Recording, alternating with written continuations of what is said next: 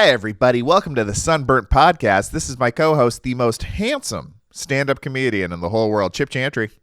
And this is my co-host, the third most handsome man at his gym, Thomas O'Brien. How are you, my friend? I'm good, man. It's a gym for average Joes. So it's not bragging, but I'm right there in the middle, baby. You're right there in the middle. That's all you need, buddy. That is all you need. I love it. Well, it's time to jump to our daily ritual.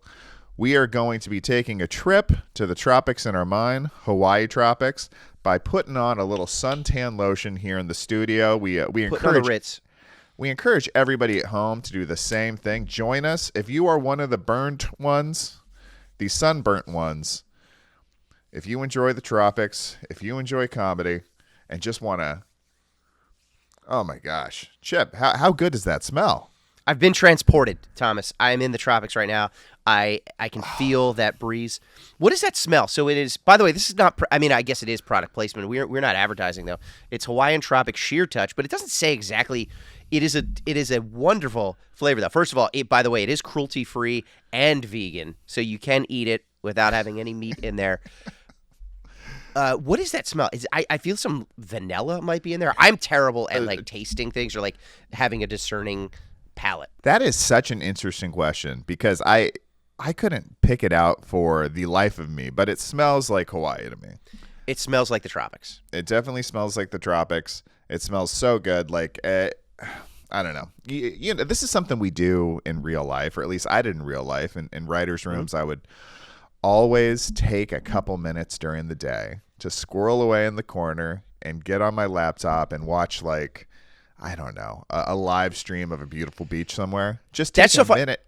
I used to, because when I worked for you, when we were doing the one show in Burbank, you really got intense for 15 minutes each morning. And I noticed, I'm I'm not going to talk to him now. I just figured you were always on maybe a Zoom with the higher ups, with the network. You're doing some sort of tutorial. Yeah. But no, you were just focused in on a live feed of the beach in Hawaii. Yeah, and I let you guys in on that eventually, I think. Yes. I didn't know people were watching what I was doing like a hawk. And we were not. We had our own things to do, but it'd be turn around, be I'm not going to bother him right now. He's doing some big business right now. It was big business for me. It really, it was a little mental vacation. I think it made me better at everything else I did. Mm-hmm. And I've been doing the sunscreen thing for a long time, but I'm so glad to bring you into it. And it really does just elevate the levels. Yeah. I'm feeling good. I'm feeling like summertime. Yeah. So please, if you guys want to do the same thing we're doing, whatever sunscreen suits you, pull it out at the start of episodes. Join us in that little ritual. But if you want the same exact experience we're having, we got Hawaiian Tropic Sunscreen Lotion, Sheer Touch, Leave Skin Radiant, Island Botanicals. You're probably smelling the Island Botanicals, Chip. And I thought they were mainland botanicals, but they're not. They're on the island. No, it's not surrounded on all sides by water where these botanicals come from. It's and it's 50. Because we need a broad spectrum SPF 50 in studio under these harsh lights, Chip. And we're going to need them this Thanksgiving when we're in Hawaii proper for our Chip Chantry's Thanksgiving in Paradise. November 26th, I'm getting the date right. You are all coming with us. We are going to Hawaii. And you're I'm going to Hawaii. Yes, you're going to Hawaii. You're coming with us this Thanksgiving. We're taking a bunch of people. We're going. We're going to have a great week. And I'm doing some comedy shows out there. There might be some other shows going on, depending on how many people are coming. We're looking at, I think we're going to talk more about this during the episode. But I am just very excited. I'm mentally going to Hawaii right now. Physically, we're going in just a couple months. Yeah, no, and this is unbelievable. I was thinking about it, Chip. We started working together 10 years ago. A decade, baby. Isn't that wild? Yeah. And we've done a number of shows together. We were thrown together on the first show. I have ridden those Thomas O'Brien Emmy award-winning coattails to a number of other different projects. I went off and did a couple of my own, but then came back. And how wrong were you to leave me? What a mistake. Man, what a swing and a miss on a couple of those projects. But then we finally got back together, man. We finally got back together right before the pandy. we did it. We did a great show in Burbank. We were working on some other things, and then now look at us. Look at us now doing our very own thing. We're doing networks. Pardon the harsh language. Networks be darned. Networks be darned, indeed. And but what this really is we've worked together for 10 years. Yeah. And last year we were just like, what would we do if we could do anything? Mm-hmm. And it was your special. Yeah. We came Move together. Closer. Now available on YouTube, performed by Chip Chantry, produced by Thomas O'Brien. Move Closer on YouTube, available now. Yeah, no, it's fantastic. And you had been hesitant. You had plenty of offers to do stand-up specials before, but you wanted total control. Yep. And you wanted it to have, just a certain vibe. We know when you get a lot of hands in the kitchen, it can screw up the meal. Too many cooks. So we put it together. We did that. That's what we wanted to do last year. And then we're just like, okay, that was an amazing experience. It felt so good to have nobody looking over our shoulder. One of the things we've been most proud of in our careers, as a producer, as a performer, writer, everything else you did for that special. And then we're just like, what if we took it to the next level? We can do anything. Mm-hmm. What would we want to do if we could do anything? We've always bonded over travel. We've obviously have had a lifelong love of comedy. What if we put those two things together and, planned an event in a tropical location, and it just started snowballing from there. And now we have this podcast where we're dedicated to finding people like us that love those two things. I could talk about comedy or tropical vacations all day, every day. And here we are doing it. So we are the burnt ones. We're the sunburnt ones. We love it enough to put sunscreen on our noses. Two Irish boys getting out there in the sun. we really are island boys, whether it's the Emerald Isle or the sweet beaches of Hawaii. Yes. Or the shores of Mexico. Yeah. We love it all. We like spending time there, and we think it's a great motivator for everything else we're doing in this life, whether it's work stuff, fitness stuff, whatever. We set a goal. We have a trip out there hanging. We have Chip Chantry's Thanksgiving in Paradise. 8 months away. 8 months away, yep. And we use it to motivate everything else we're doing. If that sounds like you, stay tuned. Front desk. Front desk. Yes, front desk. Yes, front desk. What's going on? What's going on? Okay, room 308, Mr. Chantry. Room 308, Mr. Chantry. Oh, you know who this is? Yes. Can I have some towels? Chip, we are back. Episode 8. The numbers are absolutely blowing up. Just like I've never seen numbers like this. It is, all of you are just flocking to this podcast. Visual, audio.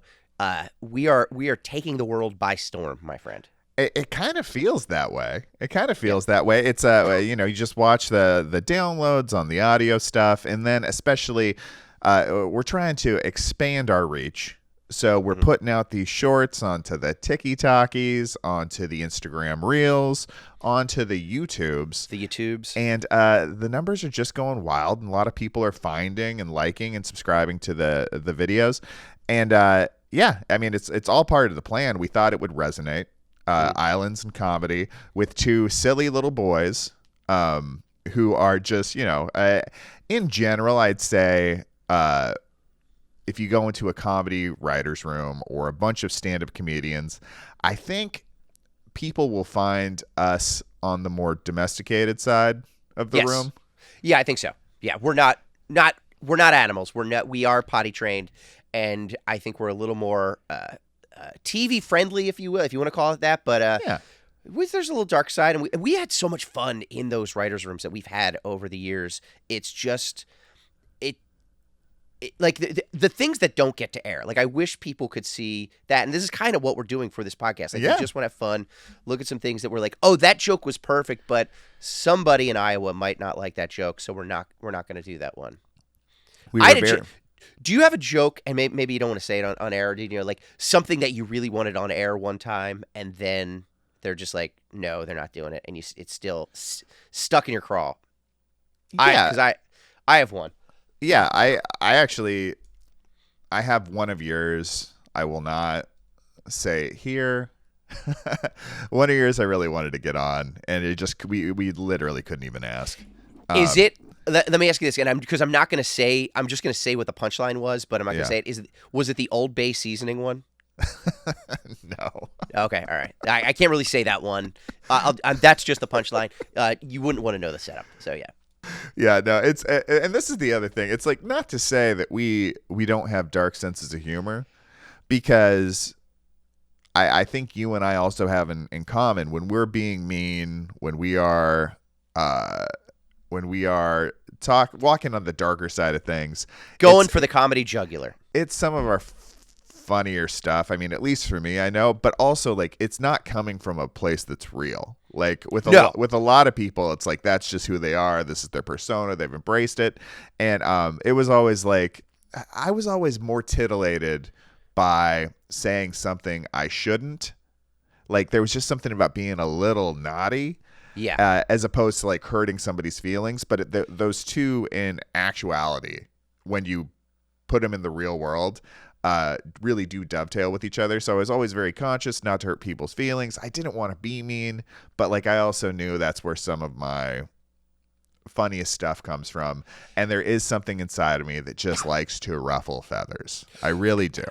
Yeah, and there's something that I think we both do that I appreciate, where, like, when I write comedy, when I write stand-up, just in my everyday life, in these writers' rooms, I love to go dark or weird, but it's always silly. Like, the darker I go, the sillier I go. Like, even if I'm talking about sex, like, whenever I have a joke about sex in my stand-up act or whatever it is, it always goes cartoonish.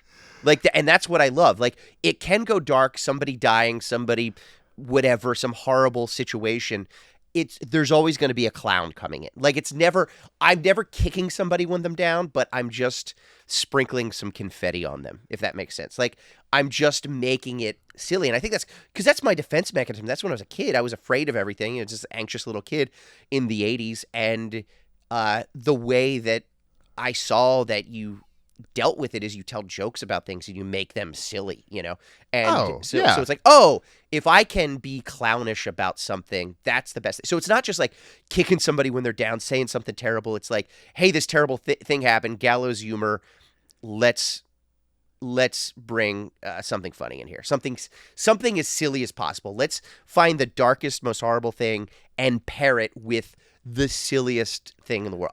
A poodle in a ballerina outfit, like just walking over the grave. Like, that's funny to me. No, I mean, that's exactly the way we both were raised, I think. And it's kind of funny. We were talking about, I believe, on the second episode of the Brady Bunch in Hawaii trilogy, The Deuce. I think we talked about sound effects, and we talked about laugh tracks. Yeah. And how you can take a real horrible situation like a maniac trapping 3 young boys in a cave and make it seem a lot lighter by adding a weird laugh track. And I think that's what we've been doing to our life. Yeah, like, just adding laugh tracks. Yeah. Yeah.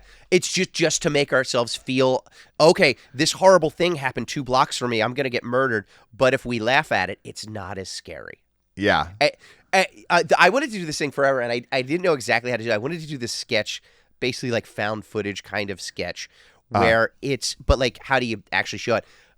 Where it's just like a 80s or 90s, but it could be current day, but like an old school adult romance video, right? Yeah.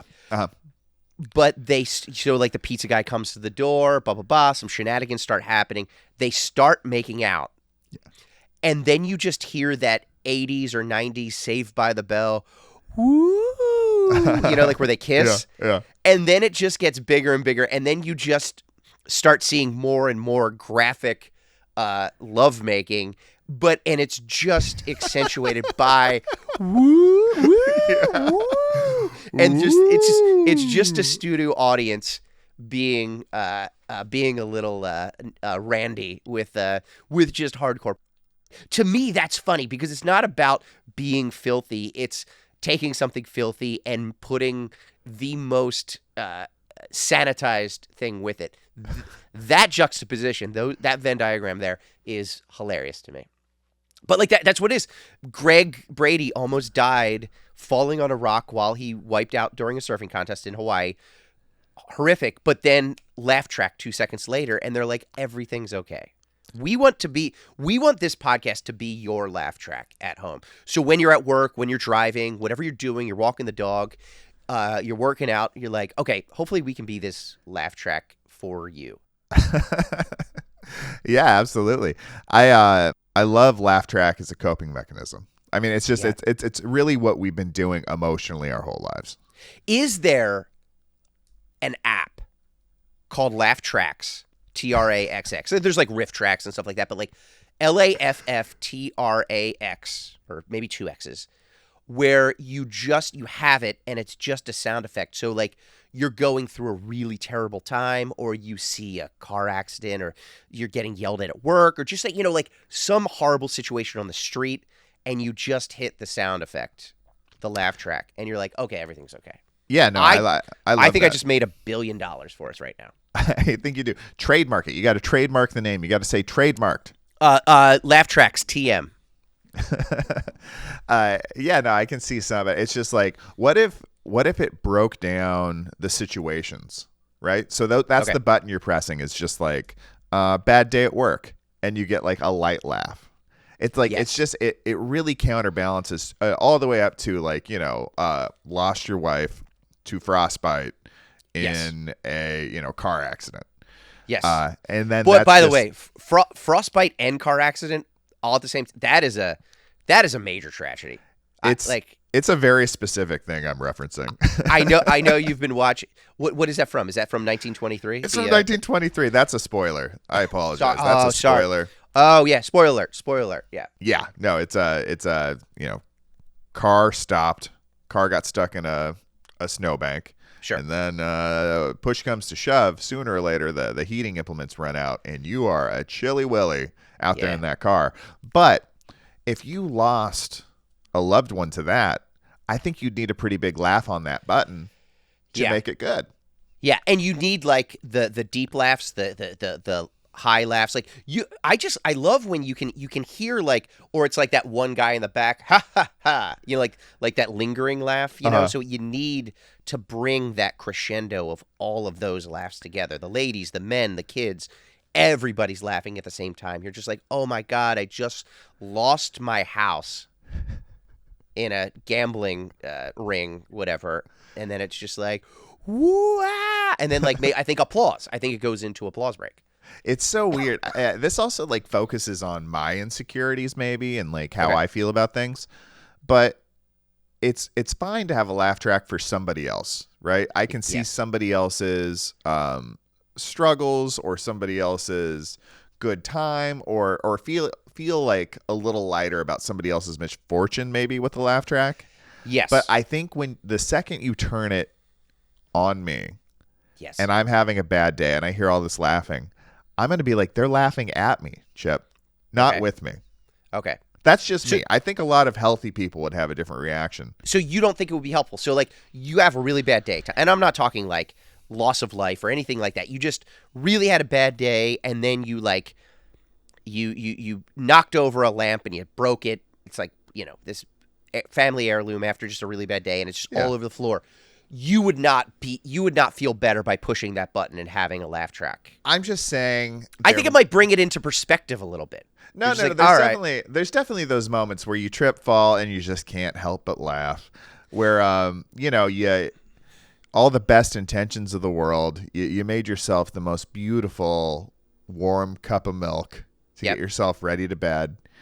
You trip over a Power Ranger figurine, a collectible that's fallen off the shelf, hurt your foot. I've been to your house. You have many. Yes, go ahead. Yeah, and now your wet T-shirt contest nips through your sleep shirt, drenched in warm milk.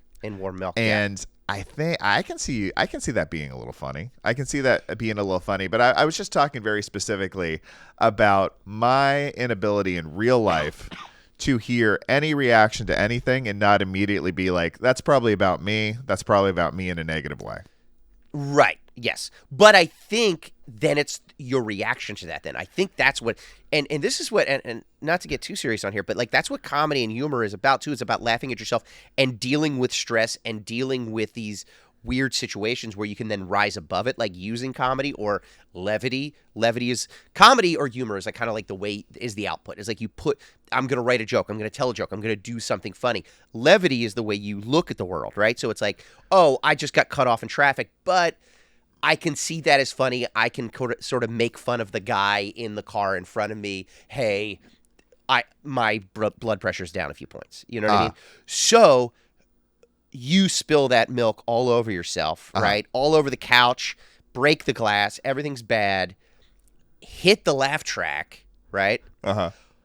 I think that's just a sort of Pavlovian signal to you to just, what do you do then? Instead of screaming and yelling and then trying to clean it up quickly, cutting yourself, or just crying over spilled milk, what you do is you hear that laugh track, and there's only one thing you can do, is put your hands on your hips and go, Gary, or like some sitcom catchphrase, you know, like, well, it's gonna be one of those days, you know, like, and then you're just okay. You clean up the mess, you move on with your day. I think that's where Laugh Tracks TM is gonna revolutionize resilience to stress. Therapists are gonna be a thing of the past, a thing of the past. Say what you will about if you were on what are they, SSIs, you know, like mood enhancing, you know, drug, you know, like all that. That's great. That's wonderful. If you're in therapy, that's great. But I think if you just had a laugh track in your life 24 hours a day, our mental health in this country especially would rise tenfold. Tenfold. You get in that, like, just picture any TikTok video you watch or just any like thing where like some dude is screaming at some poor girl at a McDonald's because she got his order wrong and he's like flipping out. You get a laugh track in there and then it's just like piped in laughter. That guy is going to do two things. He's going to feel like an idiot and then realize that like, wow, my life is a sitcom. This is how ridiculous I'm acting. I better do something cute now. And move on to commercial break, and not strike a McDonald's worker. I'm telling you right now, the laugh track is going to save this country. I'm here for it, Chip. I completely believe you. I also think that man screaming at the employee, with a laugh track has a better chance of getting picked up by CBS than anything we've ever written. Oh no, it's the next Blue Bloods at 100%.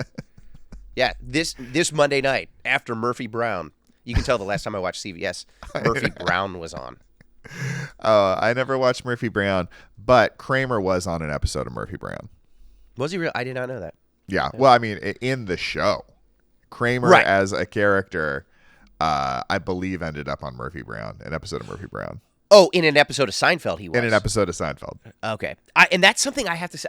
I have to admit, you know, as a comedian, this is probably sacrilege. I have never been I never watched Seinfeld. Like, I've seen a couple episodes of Seinfeld, but it's just sort of off my radar. That and Friends, just kind of off my radar.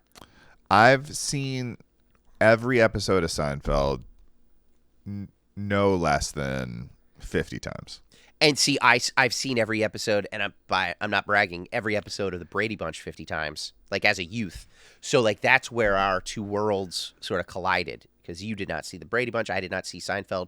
Again, I've seen Seinfeld. Like, I've seen episodes. But, yeah, it just wasn't something that... But, I mean, we had to have these carve-outs in our experience to be the beautiful puzzle pieces that fit together that we are today, Chip. The dovetails. We are the dovetails for you guys. Man, we've been talking about doves lately, haven't we? We know what they sound like when they cry. True words, my friend. True words. So... we are going to Hawaii this Thanksgiving. You're coming with us. I'm so excited about it. I started doing push-ups. I'm getting over, you know me, and I apologize. I'm coughing, ladies and gentlemen, if you hear me. I'm getting over it. These allergies are crazy this time of year. I'm trying to get over it, but I'm still getting into. I did some push-ups this morning. I'm like, it's motivating me because it's like, all right, countdown clock. The hourglass has started for about 7 months to our trip to Hawaii. Like, I want to feel good. I want to look good. I want to be in good shape.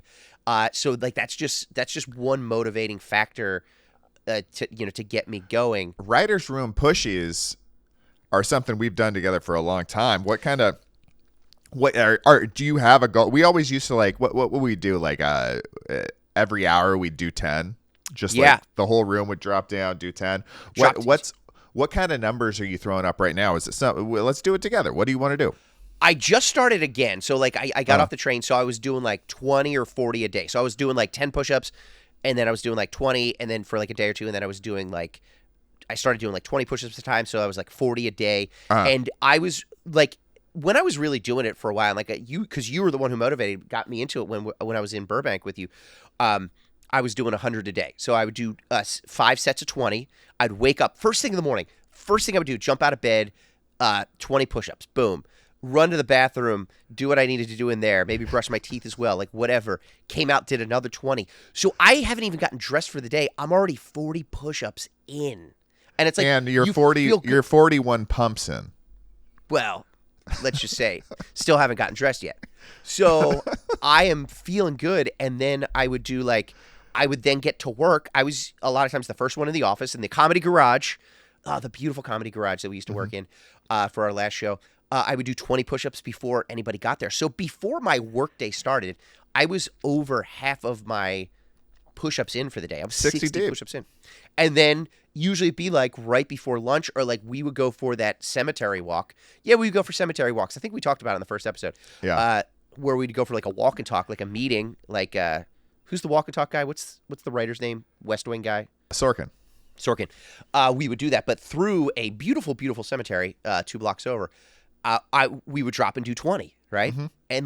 And it's like, it felt good. And that's I was told by a friend that they were like, oh, just so you know, because I remember it was the first show we worked on. I had been there for a couple weeks, and I had grown a beard. I had grown a beard for the first time ever. This boyish face, grew a beard. And I posted a picture on Facebook or whatever. And a friend of mine, who's a bit of a comedy mentor, he messaged me and he's like, hey, just so you know, every friend that I've ever had who started working on a TV show in a writer's room has done 2 things. They've grown a beard, and they've gained 70 pounds. Yeah, that sounds about right. I was on both of those trajectories. Even just after a couple of weeks, I was like, all right, I got to be good with craft services. I got to be a little more wary, you know? And it's like, all right, because again, you're sitting behind a computer all day, and then you're just sitting in a room with a bunch of guys. We used to have, I mean, we were grown men who would have Twizzler Tuesday. We would make Tyler, shout out to Tyler. I love you. I just talked to him a couple weeks ago on Facebook.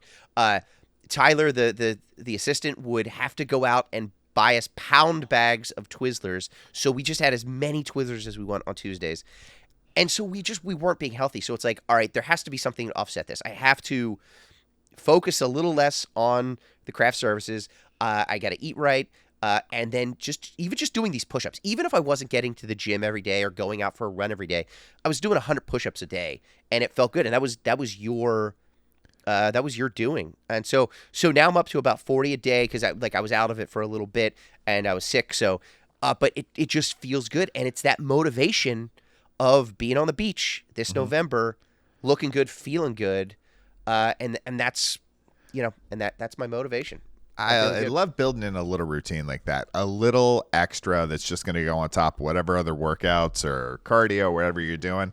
And if you remember the Comedy Garage, past a certain point where I could kind of control things a little bit, there were no longer candy bars allowed in the writer's room. I couldn't do it. Like every single show I worked on, I was such a good boy.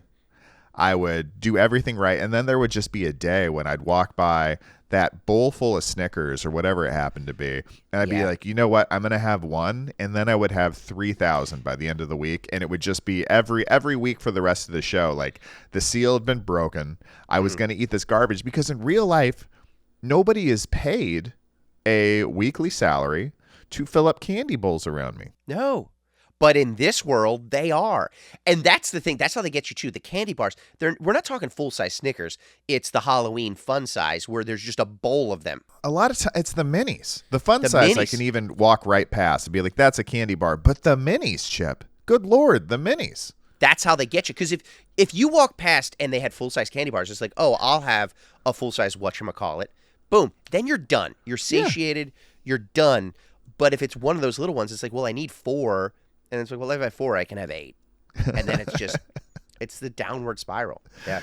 Yeah, so it's nice. It's nice for some pushies to offset it. But, Yep. I tried to run a ship where that stuff just wasn't what you had to search it out. It wasn't searching for you, you know? And I was very appreciative of that because it's like because I have no willpower.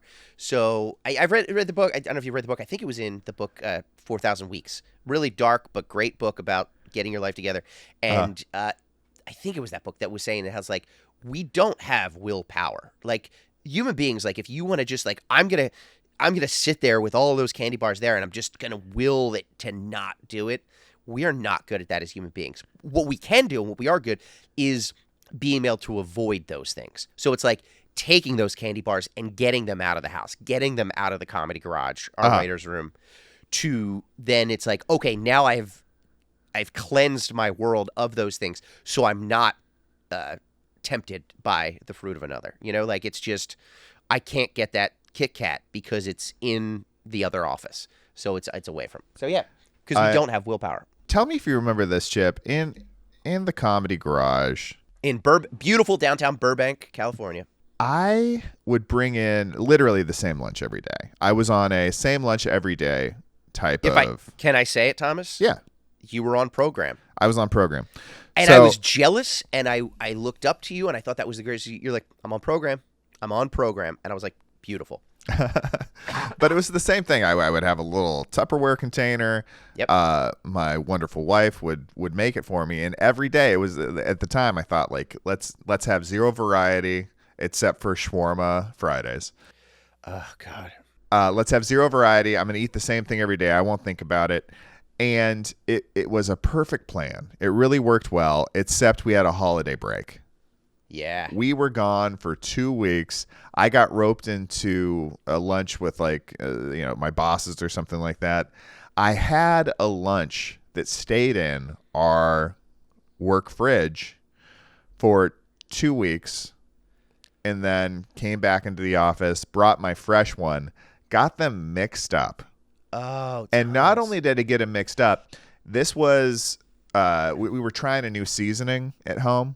My wife had like a new way of preparing the thing. So I'm eating it being like, this tastes good, but it is a little weird. I think this seasoning is not like the way we're going. No.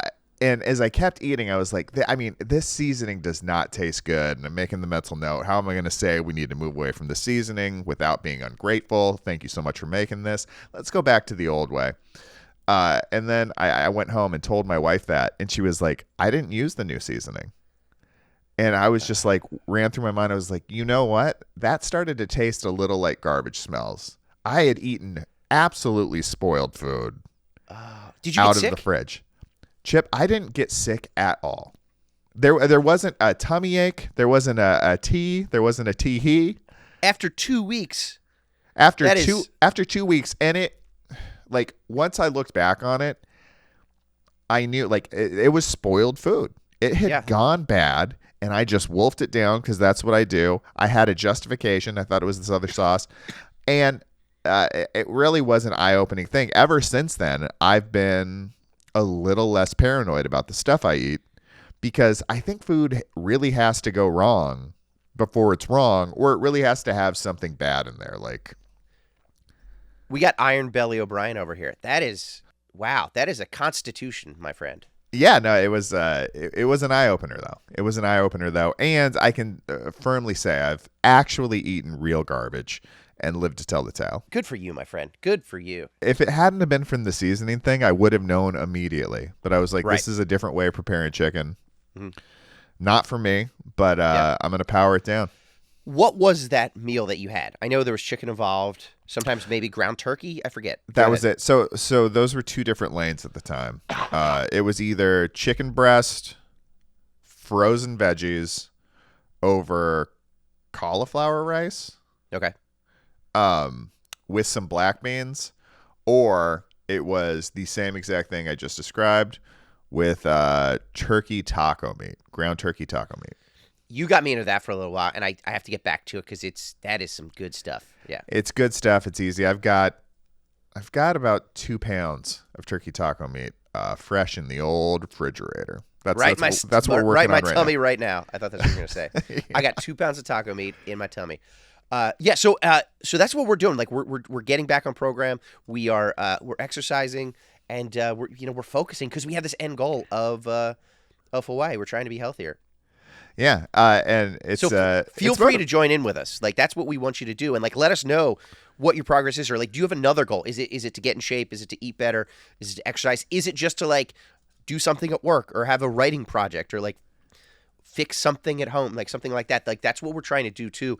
Is like we're using each other and you guys as our motivators, our accountability, I guess, to like get these things done before we go celebrate in Hawaii this Thanksgiving. Yeah, I'm so positive motivation, but every time I think about it, I'm just so excited about going on that trip, Chip. Yeah, the trip chip. Speaking of going on healthy trips, Yeah. you sent me an article the other day Uh-huh. that I'm very excited about. Can we jump into it? Can we talk about these people? Let's jump into it. And this is something we're trying out. Travel news. Yeah. There's so many fun articles out there about things. It always is something me and Chip kick back and forth to each other. There's some absurd stuff from the world of travel, and I think a travel comedy podcast, no better way just to kick that around. Yeah. So there's this story. Okay, and we'll start out nice, and it sounds great to start out with. I mean, we don't want to bury the lead, we want to let that, like the big news, we want to let that for the end, right? Like what they found, right? Sure. I'll give the background real quick. Yeah. So basically, there was this eco retreat, this eco-friendly resort retreat, this Danish chef couple, which right away, a couple of Danish chefs, trouble. I mean, I like my chefs Swedish. That's the only way I like them. Borgen. If it's Scandinavian, let's stick with Sweden. Although they do go to Sweden. So this Swedish chef couple, they apparently were they had this like rooftop restaurant in Copenhagen, and it was like internationally acclaimed, and it was like great and wonderful. But all of a sudden they just like headed out of Denmark. They were like things are whatever that I think Macbeth or whatever it is it Macbeth, the Shakespearean thing, something smells rotten in Denmark, whatever it is. They got out. I don't know Shakespeare, but they got out of Denmark. We'll find out why in a little bit. But they moved to southern Sweden, so they become Swedish chefs, and they opened this popular resort that they said they had the call of the wild, and they wanted to make this like eco-friendly resort that all of these influencers and all of these travel people, they called it, quote, magical and enchanting luxury. And it was basically these, like, I think it was 16 wooden cottages they made. So it's like very eco-friendly, surrounded by nature. You go there for this like sort of retreat. You're out there in the Swedish woods by the water, and you're in this little wooden cottage, and they are eco-friendly. So they're kind of off the grid. They are, I'm sure, composting. They are recycling, of course. They are using eco-friendly products. Waste not, want not. Or so we thought. But then, this past Christmas, they vanish. Okay? And unfortunately, they leave behind, this is sad, they leave behind a bunch of animals, because you have to have animals if you're going to do that. They leave some of them basically just for dead, kind of like Vincent Price did with the boys in the caves in the Brady Bunch. Luckily, some people found some of the animals, and they were able to save some of them. But then they also, Thomas, Do you want to tell us what else they left behind at this eco-friendly retreat in southern Sweden? I don't remember the exact number, but 158. 158. There's 158 barrels of human waste they left behind on this beautiful piece of property. And there's a picture of it from the sky. There was like a little crack or like a massive crack in the earth. I don't know if they dug it or whatever, but there's just all these barrels, 158 of them, of human waste just chilling in this like little crack in the earth. It is an insane amount of feces, Chip. I mean, most amount of feces are insane. This is just legally you would not stand trial. Like, it is wild. 158 like big barrels, like the big ones. So these people aren't eco-friendly necessarily. They're just like boxing it up. Do you know what I mean? Like, they're just like, well, we'll keep it. We'll put it somewhere at some point. And they just left it behind. Like, it looks like that picture, that aerial view that some photographer was tasked with. Like, he has shot war. He has gone on safari. He has shot some of the most beautiful places on earth, some of probably the most strife-filled places. And they're like, we got an assignment for you, Jerry. And he's like, what do you got for me? And he's like, you're going to take pictures of 158 barrels of human waste. And that's when you get to hear a big drone operator groan. Yes. Yeah, the drone operator is there. And just like, bzzz, and he's like, I can't believe this is my job. I'm doing this. Sending up the drone. And like, he had to go pretty high to get all 158 barrels in there. Oh my gosh. It's a massive area that these barrels are just stacked in. And the other thing I thought was interesting, and this is just all stuff in the article, we do not know these people. We don't know. We just know what we read. And also it's from the Guardian, so it's a reliable source. They have spoken to a couple of these allegations. We'll say everything's allegations because I think that's what you do on podcasts. Yes. When you have no idea, we are truly talking out of our butts. Allegedly. But they have left every place because of tax issues. They left Denmark and their hugely successful on the face rooftop restaurant. They left that because they owed millions in taxes. And then they start this eco thing in Sweden where I guess you just get a fresh start tax-wise when you move between the EU countries potentially. I guess so. And then they run into a huge tax issue there, and that's why they disappear to Guatemala, where they've started a hotel, I believe. Yeah. And they think the problem is with just the tax system in those countries. They're like, how are we ever going to win when we had to pay that high a tax rate? But between not paying taxes, between not taking care of the animals at certain points, between not having any kind of system set up for taking care of human waste when you run an eco resort. It seems like this is a case of I like doing the fun stuff. I'm not doing any of the other stuff. No, and they want it like, and they look like very beautiful Scandinavian people. This couple, they're just out front doing this yoga, doing the steam tent or whatever, like just these great, wonderful, I'm sure they're doing some ice plunges, and they just have the great face of it, and they're just like, we just got to sweep this literal crap under the rug. They're the comedy writers of the business world. They've just geared their whole lives towards doing the things they like. They like being in beautiful places. I believe you said they're chefs. They like making incredible meals and beautiful spaces. That's their joke writing. And like comedy writers, everything else that falls outside of their pure passion kind of just evaporates into a barrel of crap. Yes. Actually, not. I'm sorry, not to correct you. Not a barrel of crap. 158 barrels. 158 barrels. You know what this article would be a terrible marketing tie-in for? What's that? As you mentioned before, my favorite restaurant in Philadelphia, Barrels. Yes. Yeah. Horrible marketing. Like if you're watching a video about barrels and like this pops up as an ad, not good. at all. You search barrels. The first thing that pops up is the restaurant. The second thing is 148 barrels of human waste. Yeah, it's God. It's or like maybe there is a way to spin it though. Like I'm thinking product placement. Maybe they can make some money back. Okay, this is what I'm thinking. Okay, it's like okay, they come back. They're like, look, we're gonna make good. We'll pay off because we're gonna do a stunt. They're gonna find Sweden's Evel Knievel. Okay, a stunt man. And Sweden's Evel Knievel is going to, with his Swedish motorcycle, is going to jump over 158 barrels of human waste brought to you by the good people at Dokalax, Sweden's #1 stool softener. Oh, that's true. Yeah. Product placement. That's true. Yeah, if it's going to have to be loose enough to get out to get in the barrel. Yeah. Yeah. So that's what it is. He's got like it's like the NASCAR kind of thing, but instead of like Tide or Coca-Cola, it's just Sweden's #1 stool softener brand. And he's wearing on his cape and his outfit, and maybe even on the side of his motorcycle, and he jumps over 158 barrels of human feces.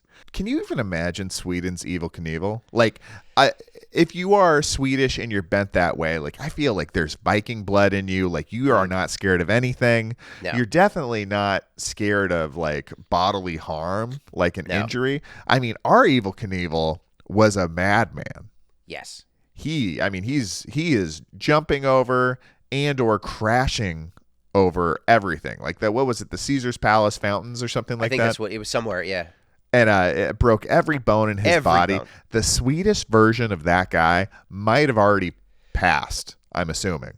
Oh, we're already on like the 5th generation of that guy. Yeah. Yeah. I mean, it's just very a matter of fact. Yes, I might die. Yes, I'll do it. A lot of death metal playing at the same time. Like it's not, the tattoos, Chip. Can you imagine the tattoos? Oh my God! I mean, just getting scraped off by catching your wheel on the last barrel of human feces and just. Oh no! Man. I didn't think of what happens if you come up short, Chip. Yeah. That is a unceremonious landing, and I think there's some bad smells in the world. Yeah, but I think just an absolute collection of vintage human waste. Exploding under the weight of shattered motorcycle parts and ruptured oil lines and on flame gas tank. I think a mechanical fire breaking out in a just this widespread area of barrels might be up there for the worst smell I can possibly imagine. Yeah. However, put it in your office microfridge for 2 weeks, you probably wouldn't know the difference, Thomas. I mean, if I was between seasonings, Chip, apparently I wouldn't. No, you would not. So so these people. So if, by the way, we would love for you to come to Chip Chantry's Thanksgiving in Paradise in Hawaii with a infrastructure built in. We are not building a resort. You know, this is not 16 wooden cabins. Like, there are hotels, there are resorts, there's transportation. You know, so this is just, we just want you to come to like a fun place with us. Like, if you want to go to you want to roll the dice a little bit, I would suggest instead going to Guatemala, finding these people's new hotel business. And just be careful. Don't go open any barrels when you're walking on the property. Don't go, like when I go to a new hotel, specifically in South America. Yes, I like to go on a pickle hunt. I assume there's a pickle hunt pickling somewhere, and I'm just cracking open barrels, taking a look in it.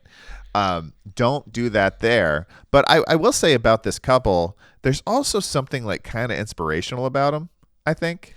Yes. Like, I will say that. Yeah. I think it's like very entrepreneurial to like do something but cool, like unequivocal, like it's just cool to start a hip rooftop restaurant.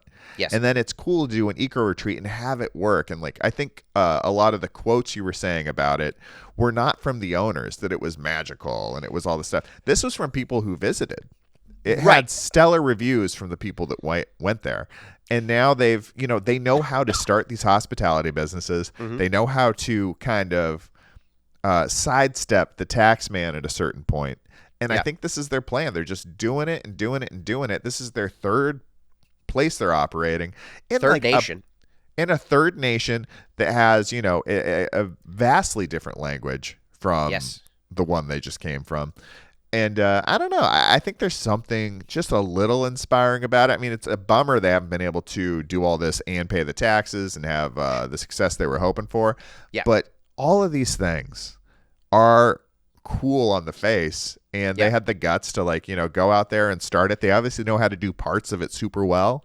I think maybe they just need to link arms with a CPA or something, really buff up that part of their business. They've watched Seinfeld. They need to find somebody with some Brady Bunch experience. That's Thomas, spoken like a true businessman, and that's what I appreciate about you. That's what you appreciate about me. Well, that's amazing. Chip, I also wanted to point out this shirt right here. Yeah. This is from the Vintage Collection, buddy. I found it the other day. We're doing a podcast about tropical vacations. Mm-hmm. I was like, I wonder if I have some Hawaiians. I wonder if I have more Hawaiians than I think. I went back to the back part of the closet where that's the best part. It's truly fascinating because the back of the closet is where dads get to put their treasures. Yeah. It can't be something I can just access by opening a door and grabbing. It's like I'm moving rolling racks of clothes, and I get in the back part of the closet, I have a bar that is just for me. I literally can barely get there. Yep. And I found this. I totally forgot I had this. This I got on the Big Island at a little vintage shop. It's looking good. Thanks, man. It's the real deal, and it's from an era where I think they were just kind of figuring out how to make clothing. If you get inside here, the seams have there's folds that just have 6 inches of loose fabric on the inside. Nice. Nice. I don't know if they didn't know about trimming that back or there was just different manufacturing. Just but yeah, it. this is an OG Ridge, and I found it in there along with 3 other Hawaiian shirts. I had no idea. That's beautiful. I have one Hawaiian shirt. I need to get more. I need to get more tropical because I actually pulled this out from the back of my closet today, which is funny. Also vintage. I got this from a thrift store. But again, not in the vein of vacation. It's the opposite. This is a workman shirt, and it just literally has embroidered on it the name Steve. So this is just a shirt for the people at home. It just says Steve on it. So this is my Steve shirt. Still a nice shirt, but not the vacation theme that I'm going for. So I got to get me some more Hawaiians and maybe some vintage Hawaiians too. Yeah, I mean, I can't recommend it enough. And it was a big. I went to a birthday party this weekend for another child. It's my whole life is just daisy chaining children's birthdays back to back to back. I believe this weekend will be my 5th weekend in a row where I'm at a birthday party for somebody under 3 years old. Great. Yeah. And you're going to be throwing on the Hawaiian? Well, I threw on a Hawaiian last weekend. Okay. And I went there, and it's just it is a bold choice to wear a Hawaiian shirt out and about. Yeah. It really is. You are sending a message. No, you're sending a message that and I don't know that it's a great message for most people. Mm-hmm. I definitely felt conflicted about it because people came up to me and was just Hawaiian shirt, huh? It was a topic of conversation. Okay. Which I'm very uncomfortable about my clothing being a topic of conversation that I didn't initiate. When you choose something from your wardrobe, you don't want it to be a conversation starter. Uh-huh. Yeah. And it's a shirt. I really like the shirt. Comfortable shirt, feels good, but you are sending that message that this is who I am. I'm Hawaiian Shirt Guy in real life. Yes, around children. And I think that there's something different about it being during the day too. I think, like, if it's a night out, you can kind of be like, yeah, I'll throw on, it's a collared shirt. Right. It's a little acceptable depending on the restaurant you're going to, especially here, like a beachside thing. It kind of makes sense. But it's a whole other thing to just be like, no, I'm Hawaiian Shirt Guy in real life. And how did you feel about it? Do you feel like, were you proud, or is it something you're going to back off of? I don't know. It's something I feel like I'm slipping into, Chip. I feel like you have to you pick your spots, I think. You pick your spots, but I will tell you that everybody else was pumped up about it. Oh, that's great. So it was definitely, they were positive. Okay. Maybe you'll start a trend. Maybe you're going to bring it back. Maybe by the next birthday party or two, there's going to be a couple more dads walking around sporting some flowers on their shirts. I would love to see it. You never know, but I think that would be exciting. But it is, it was just more the realization that, like, this is more than a choice of a shirt. This is there definitely comes an expectation of who people understand you saying you are by what you're wearing. Exactly. And when it's mixed with this podcast and everything, it's like there's a whole lot of vibes getting thrown out into the world that people didn't know about me probably. Yeah. And I don't know. I'm kind of here for it. It's like I am becoming the ultimate perfection of what I'm supposed to be. Yes, I think as long as we keep our heads down and we have the ability to keep, like, doing things we want to do, try to do things that we want to exist, I think that's where you get into the zone of, like, really figuring out who you are and living your best life, if that's a thing that makes sense, a phrase that makes sense. I want to send this message to the listener or the viewer at home. Find your Hawaiian shirt. Okay? And that's what I'm saying. It doesn't have to be a Hawaiian shirt. It could be a hat. It could be a pair of pants. It could be a type of shoes. It could just be an attitude that you bring to every day, to a social situation, to a coffee shop, to your office.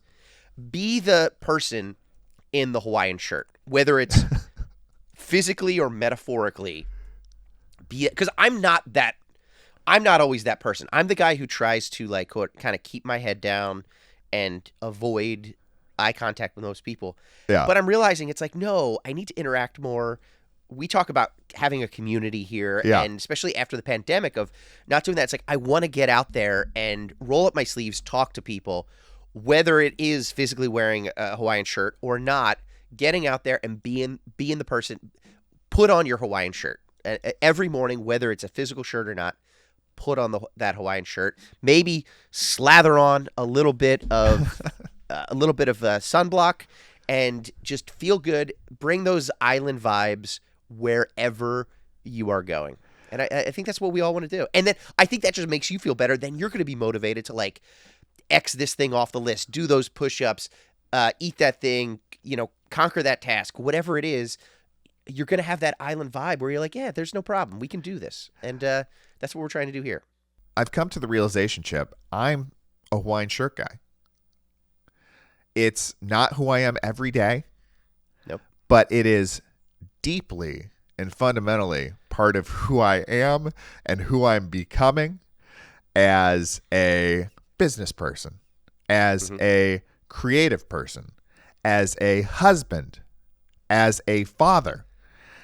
No matter what, there's going to be a little Hawaiian Shirt Guy infused in all of that.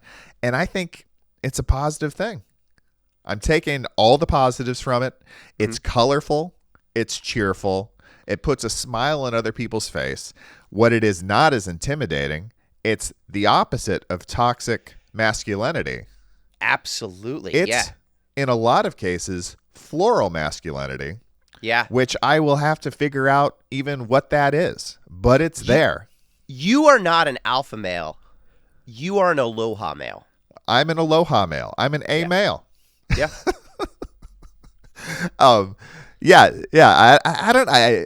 thank you everybody for coming along on this personal journey of discovery with me, and acceptance and admittance. And it's, like I said, it's not who I am every day. It's not who I am in every situation, but he's always inside me. Yep. There's a little piece of him there.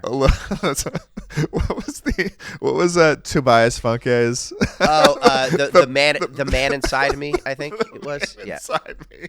Yeah. And all genders have been changed to the masculine. Masculine. It's always inside of me. It's a sparkly little diamond in the sea of gems that makes up my personality and my day-to-day life, and I'm embracing it. And just by you embracing it, I feel like I am starting to embrace it too, whether it's physically the Hawaiian shirt but just that vibe of like, this is who I am. We are not those rough, tough, like, again, type A, going after, killing it, crushing it things. Like, we can do that, but we do it in a different, more fun vibe. And I think society, to a certain extent, is like telling you, no, you can't do that. And we're like, no, this is who we're doing it. We want to find those other people that are just a little bit outside the norm of like, no, we can do those things, but we just want to have fun. Like girls in the 1980s, we just want to have fun. All of this being said, we're kind of running short on time here. We need to get out. I'm very proud of what I've discovered. That being said, I'm going to change out of this shirt immediately so I can start having my day. But Chip, this has been an absolute blast. Episode 8, straight to the moon, baby. Or if not the moon, Waikiki this Thanksgiving. You're coming with us. You want to go to Waikiki?